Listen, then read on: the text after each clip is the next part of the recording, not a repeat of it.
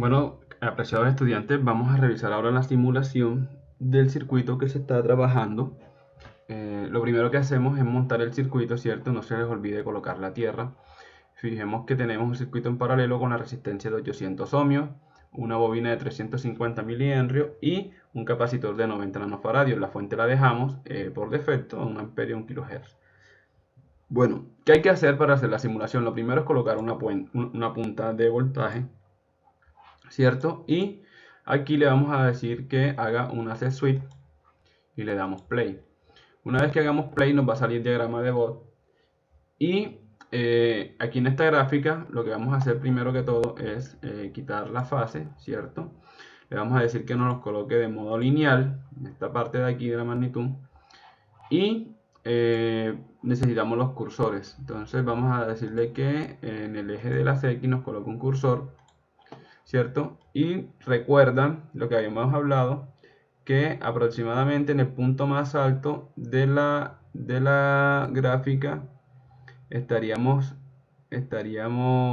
teniendo la frecuencia de esta partecita aquí. Miremos a ver en qué parte nos da un poquito más. Vamos a hacer un pequeño zoom. Y bueno, más o menos como por aquí. Entonces fíjense que la frecuencia al ajuste que acabo de hacer es aproximado a 893.55 Hz. Nosotros en los cálculos habíamos tomado, miren, aquí está la frecuencia que calculamos de la frecuencia de resonancia fue de 896.74, que es aproximado. Esos cálculos los hicimos nosotros aquí y pues en la gráfica anterior fue mucho más exacta la precisión que tuve al momento de tomar el punto, pero fue muy aproximado a 897. Entonces aquí tenemos el cálculo de la frecuencia de resonancia, ¿cierto? Teóricamente. Y aquí lo tenemos en la parte de simulación y aquí les acabo de mostrar cómo lo van a hacer. Simplemente es empezar a buscar aquí el pico más alto de la cresta y allí en esa partecita estaríamos hablando de la frecuencia. Aquí se ubica la frecuencia. Pero bueno, con esta parte identificamos lo que es la frecuencia de resonancia. Ahora vamos a verificar lo que es el factor de calidad.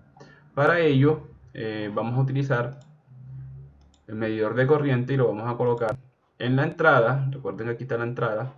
Y también necesito una punta de prueba aquí en la salida donde iría la carga, en este caso en el capacitor. Entonces lo que vamos a hacer ahora es vamos a cambiar el modo, lo vamos a colocar en modo interactivo y en la simulación a ver, entramos aquí dentro de cada uno de los medidores y le vamos a decir que sea periódico y que no sea instantáneo. Aquí lo mismo, que nos lo muestre periódico, ¿cierto? Y este fue el ejercicio que se mostró en la diapositiva.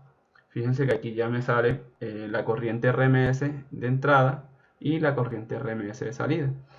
Este cálculo se realizó en esta diapositiva.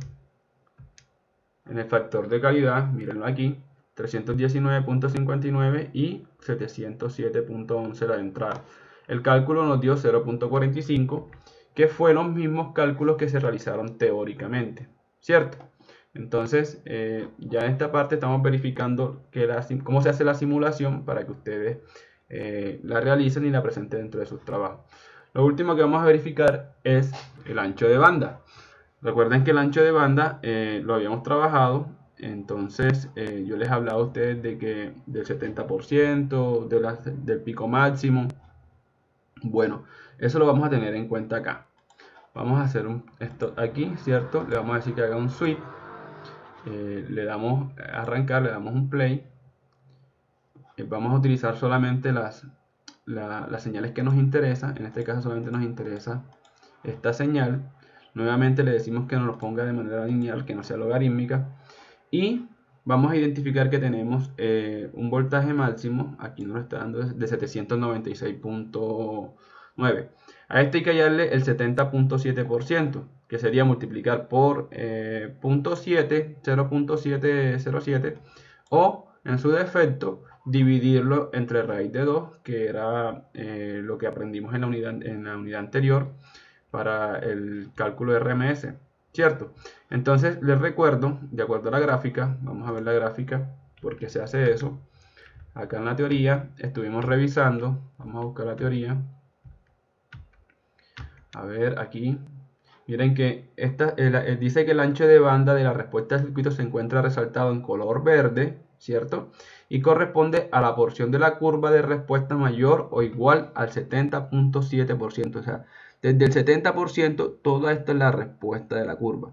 Por eso es que se busca desde el 70.7%. Entonces este sería el ancho de banda. Aquí se va a encontrar una frecuencia, que es la que vamos a ajustar nosotros ahora, una frecuencia lateral en la parte izquierda hacia abajo y una hacia la derecha, ¿cierto?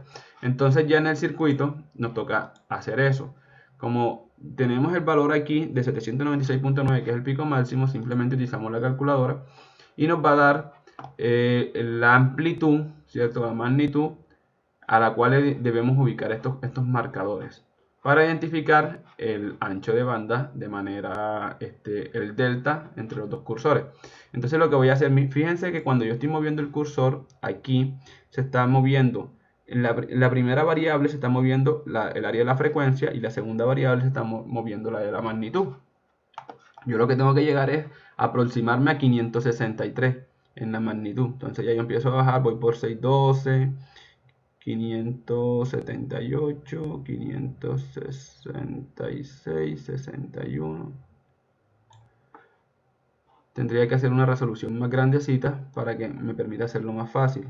Vamos a hacerle aquí 563. Aquí está. Y inmediatamente con el otro cursor hago lo mismo.